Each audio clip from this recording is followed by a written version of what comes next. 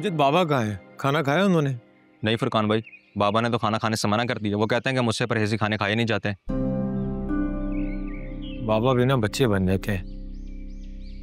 अच्छा चलो मैं देखता हूँ जी।